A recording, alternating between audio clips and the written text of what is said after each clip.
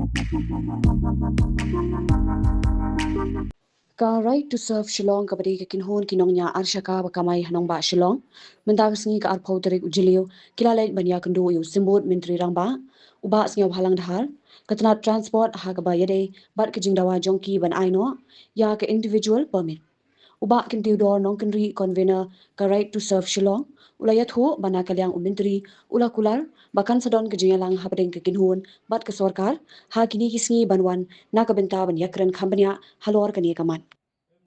Nakaliang jungi ngi ai play ya transport department natai minister in charge of transport department ba snow balang dat but nyai play ya baro di staff jungi ba du commissioner ba assistant commissioner ro bajo te ba nakaliang jungi sahi kemabantan lapat so besar bengi ba hadin setiap ni salah banyak nak kata ka individual permit ada yang ada siang ke komiti pada komisioner ba assistant komisioner ba komisioner department ni akali tambah alamat kadi nong kumna jingsa kumba la batai di sosnya balang yang bala pelatnya duk meno ya kata ka individual permit kaban nakaliang DTO ngin dalipan jingsa ki yang beba tipus bi ingi banjo kita ki aggregators ti ngimpat yo kono notification order ro ti halu komentar ondang yang adap yakni sajustio banwan ingin langsung buat komisioner buat asisten komisioner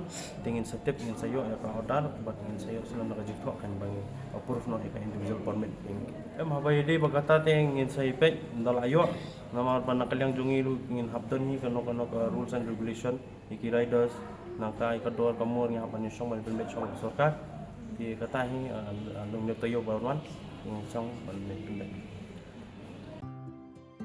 Mornings are always busy. Everything feels fast. I hear mom shouting and I'm trying not to be late. Outside, Shillong is already awake. Cars move slowly, horns are loud. It feels like everyone is in a hurry.